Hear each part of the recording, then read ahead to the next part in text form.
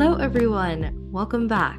My name is Arna Sahu, host of Arna's News, where on this podcast channel, I aim to eliminate the gender gap in the STEM fields by featuring inspiring female professionals and highlighting their stories and accomplishments to further encourage girls. Today, on episode 59, my goal was to find a stable job I love. I was definitely looking for something that's more predictable and structured. I've never thought about I would be an entrepreneur, like I would be an investor, things like that.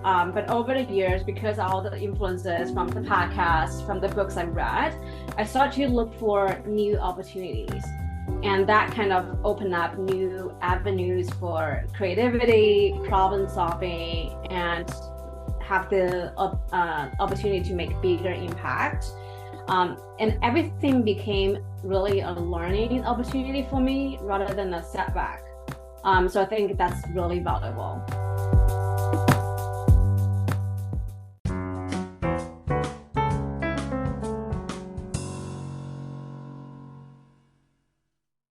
Today, on episode 59, I'm pleased to announce our guest, Natalie Young. As a co-founder, CTO, and head of digital marketing at Jetson, an app that teaches young people how to benefit their journey as an entrepreneur, and also co-founder of XPath Media, where she manages all paid and non-paid user acquisition channels for client growth. She is someone who wants to build a product that teenagers love while empowering them to be the change they wish to see in the world throughout her portfolio. So thank you so much, Natalie, for being here today. Before we dive into the questions, would you like to introduce yourself? Sure. Hey, Anna, thank you for having me. I'm so excited to be here. Big fan of your podcast and great to be part of this, and can't wait to share my experience with you guys. Thank you. So my first question for you is, tell us a bit about your career path. Sure. So I started my career as a hardware engineer and worked on network systems. Then I started building automation tools and integrations, and that was the beginning of me transitioning into software industry. I worked as a full stack developer for about 4 years. After that, I decided to start my own business, build a team, and help other businesses to build technical solutions. Then I took on a project that involved digital marketing and user acquisition, which was totally new to me that time. But I always enjoyed learning by doing and saw some great success there. And fast forward to 2022, I met Will, and we were both really passionate about empowering teenagers to achieve financial freedom. We started to work on the first version of Jetson app in early 2022 and launched our MVP in September. Since then, we went through so many iterations of the product, but our mission has never changed. And it's super rewarding to see more and more entrepreneurial teenagers joining our platform and launching their businesses. I love that. I mean, you went through so many different experiences to kind of get to where you are today. At Jetson, helping other teenagers with their entrepreneurial journey, just like me. But yeah, I really love that, and I love what you're doing. That's great. Thank you. So my question for you is, what advice would you give someone wanting to pursue a career similar to yours? And do you have any tips to succeed? Well, I have so many tips, but I would say like the keyword is all about personal growth. First advice would be to embrace learning and really make it as part of your lifestyle. Like, doesn't matter, it's new technology you see online, a programming language, new tool, marketing strategy, investing tips. Just be extremely curious and take actions to learn. This might mean, transitioning from a familiar role to a new one, starting your own business, or working on a project in a new domain. And then the last advice I would have, probably mostly for girls, would be to be bold and then speak up. I remember in the early days of my career, I was pretty quiet, joining all the meetings, just didn't feel like speaking up or fear of being judged. And then I realized, like, there was a reason why I'm in the meeting. I need to make the most of it. So then I started to force myself to at least speak up once during whatever meeting I was in. So you can either be participating in discussion or sharing your thoughts, and you will be surprised like how much you can get from that experience.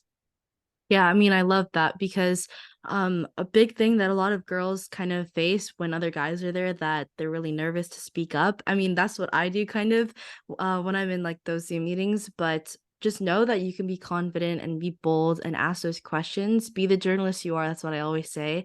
And, kind of ask those questions and become like the best version of yourself because in the end, it's just going to be you who's going to be you. You're going to be the best version of yourself and, you're just going to thrive. Yeah, for sure. And then in a lot of like meetings, especially when you're like a girl in tech industry, you could be like the only girl, in your team, and then the rest of them like guys, right? You feel like you have this like big mission on your shoulder. Like I need to speak up for all the girls in the industry, for all the women engineers. So it has been really powerful, for sure. Yeah, definitely. Because when you're in a room full of guys, you kind of feel undermined, like, oh, I don't think I should speak up. But, just know that there's a reason why you're there. You have a strong footing and you should embrace that. Definitely. All right. And my question for you is what is a common myth about your profession that you want to debunk? I think a lot of people think that they need to know everything about technology, marketing, or finance before they can even start a company.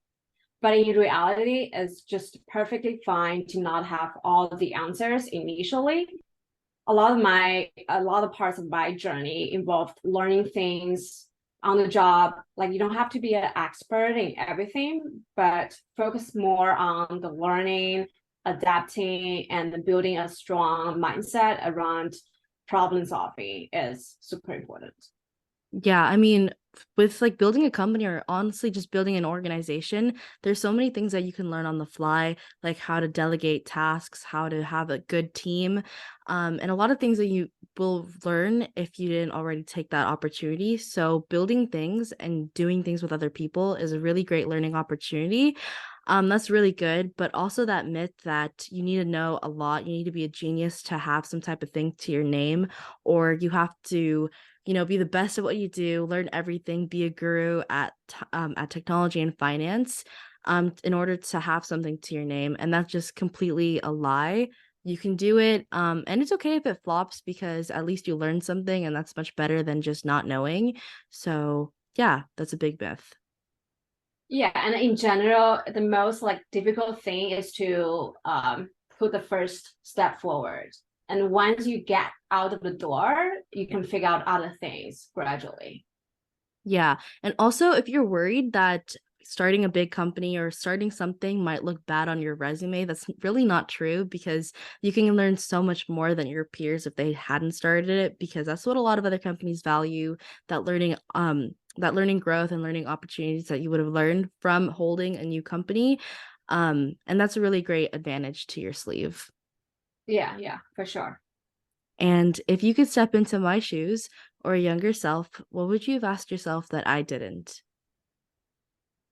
So a lot of people were curious about my transition from a engineer to entrepreneur.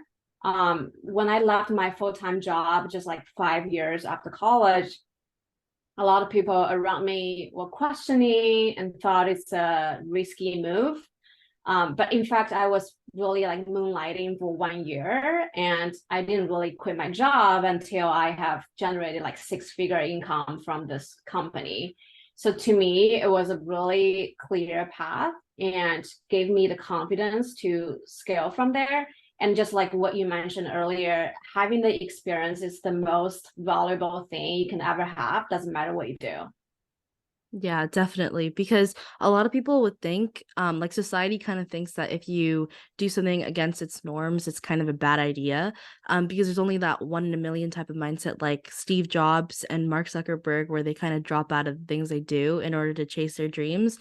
And if you go against those societal norms, they're like, oh my gosh, I don't think that's a good idea. That's way too risky.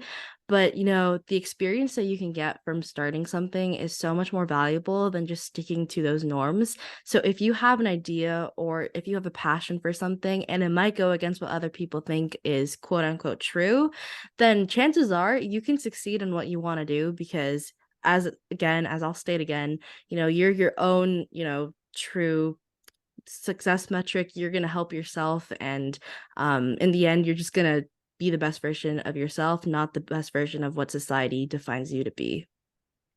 Yeah, I love that. And if you think about like all the top founders in the world, usually the company that actually went viral and went like become a like $1 billion company, it's not their first idea. They tried many ideas and failed, and then they stumbled on this idea and then become a huge thing. A lot of times we only saw like the most fancy part of it, the most exciting part of it, but not really getting to know the struggles, the challenges that someone had at very beginning as an entrepreneur. Absolutely. Like the different products that companies think that often become like the bestseller ideas are because of the experiences that they have backed up. So I guess in my sense, you could think that the sweet spot really only comes from experience that you kind of had within your whole professional and personal journey. So, if you have that passion or if you have that idea, as I stated before, just do it regardless of whatever other people think, because you're going to be able to get to where your sweet spot is, and success will come to you. Yeah, definitely. And what are the best resources slash books that have helped you find your career path? I love this. So first resource, I love listening to podcasts, especially How I Built This. I think I started listening to it back in like 2010 or something. Super inspiring to hear stories from the best founders in the world. It also helps me to set up the right expectations when I started my company. Because a lot of times, I guess, like working as an engineer too, you assume like things don't work. Like you write a software, okay, you're gonna see bugs at the first time you run it. So I think that's the right expectations going into it, to already have the envisioning. Nothing is going to be smooth at the very beginning. There's going to be a lot of obstacles, challenges that you have to overcome to see some light coming through. And then it's always going to be, up and downs through the journey. And then a couple of books I love. The first one is The Intelligent Investor, focused on the value and long-term thinking, which I think doesn't not only apply to, if you want to invest in stock, but also like the way you think around life, the career path and all that. And I also love the book called Predictably Irrational. It goes really deep into the psychology behind decision making, which I think is really interesting. Yeah, I mean, I love that because when you kind of talk or whenever you hear from other entrepreneurs who've actually like done it, they always have like some type of advice or some really cool tip or something that you would learn from podcasts. So it's really cool to listen to other people's stories, kind of like what I'm doing here. But yeah, I really love those books and I'm definitely gonna check them out because I love the intersection of, finance and how other people have done it who are actually like really cool and successful, and like how you can implement those cool ideologies into your own daily life. I love that type of sector, so I'm going to definitely check out those books. That's great. Yeah. And what do you think is a vital factor that shaped your career? What was your life before learning it, and what was your life after learning it? So I would probably say embracing the unknown and taking actions. If you think about like every single meaningful transition that I did in the, looking back for the past 8-10 years, I had to like step out of my comfort zone. I had to learn something new, and I had to like adapt to different environments and challenges. um I remember when I first graduated from college, my goal was to find a stable job I love. I was definitely looking for something that's more predictable and structured. I've never thought about I would be an entrepreneur, like I would be investor, things like that. But over the years, because all the influences from the podcast, from the books I read, I started to look for new opportunities. And that kind of opened up new avenues for creativity, problem solving, and have the opportunity to make bigger impact. And everything became really a learning opportunity for me rather than a setback. So I think that's really valuable.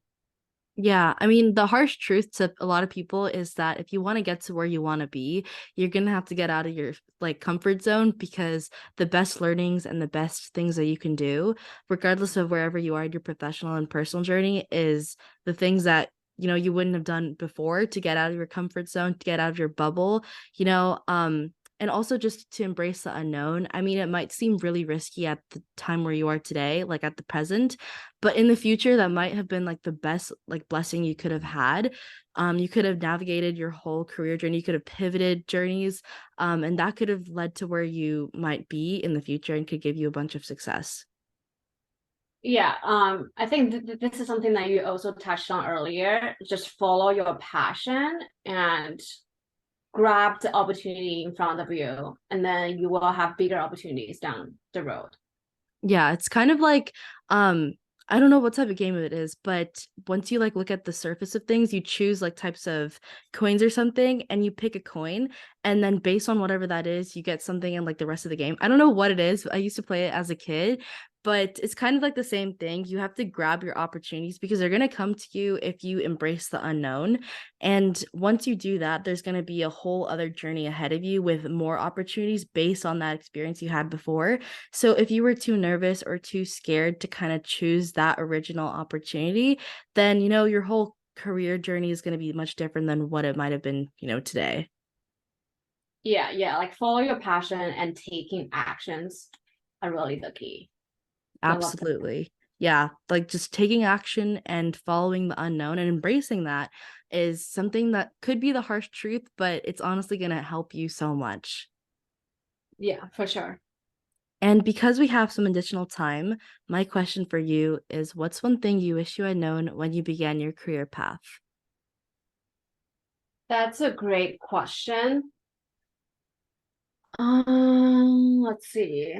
Um, I would I would wish like an app like Jetson would exist when I was in like high school or college. And that's also why we want to spend so much time and effort and want to make entrepreneurship this topic to be accessible by all the teenagers. Because this is not something that the school teach. And entrepreneurship doesn't mean you want to start a company right now. It's giving the mindset of being flexible, being resilient, and figure out your own way, self-learning, be strong in your mindset. So a lot of things come with that, which I think is really valuable for teenagers to get to know that first. Yeah, and also as a student myself, I really love Jetson, but a really big thing is that a lot of success type of thingies, I don't know the word for this, but it's not really taught in the classroom. So, leadership, entrepreneur, financial literacy, those things aren't really taught in the classroom, at least like the classes that I'm taking, and they're not. So, sometimes you have to learn things outside of the classroom, so you have to utilize the internet, but you also have to filter your resources so that you're learning good things, like good resources. There's so many on the internet, but just know that whatever you learn in school isn't always going to be applicable to your future. So you're going to have to be flexible. It's kind of like the entrepreneurship mindset where you have to be flexible. Not everything is going to be structured and organized. You're going to have to get your own way with learning. So it's kind of going back to the embrace the unknown, and take your opportunities and follow your passions. Yeah, I agree. And then a lot of times, like if you ask someone, who already have a job, and then like, okay, how much things do you think you actually learn from college? And then they're probably gonna give you like 10%, 20%. I learned how to, work with other people as a team. I learned how to network, but the actual knowledge that you got from college might not be relevant in whatever job that you pursue. Yeah, it's always not the type of knowledge you get, but it's the type of experiences that you kind of accumulate that really helps you in, whatever stage you might be. Right. And my question for you, which is the last one, is how do you continue to learn in order to stay on top of things within your role? So I love to read. Whenever I feel like I need to be inspired, I would go to books, and then I always can get great ideas from there.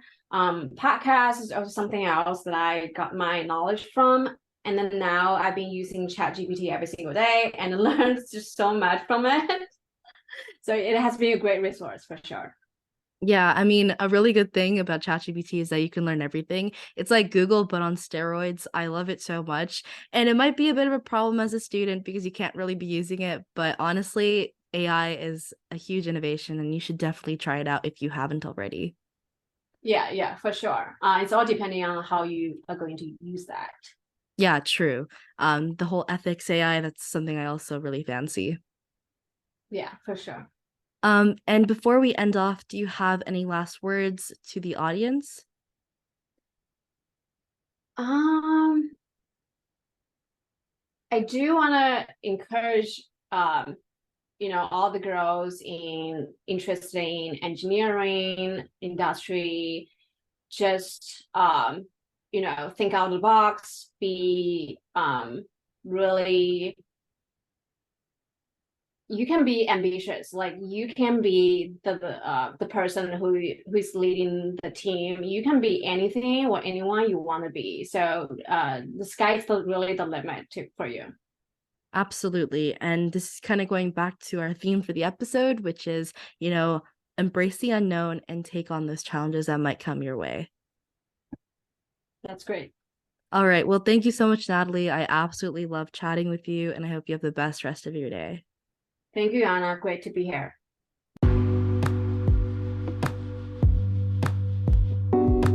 Hello, everyone. Welcome back. My name is Arna Sahu, host of Arna's News, where on this podcast channel, I aim to eliminate the gender gap in the STEM fields by featuring inspiring female professionals and highlighting their stories and accomplishments to further encourage girls. Today, on episode 59, my goal was to find a stable job I love. I was definitely looking for something that's more predictable and structured. I've never thought about I would be an entrepreneur, like I would be an investor, things like that. But over the years, because all the influences from the podcast, from the books I read, I started to look for new opportunities. And that kind of opened up new avenues for creativity, problem solving, and have the opportunity to make bigger impact. And everything became really a learning opportunity for me rather than a setback. So I think that's really valuable.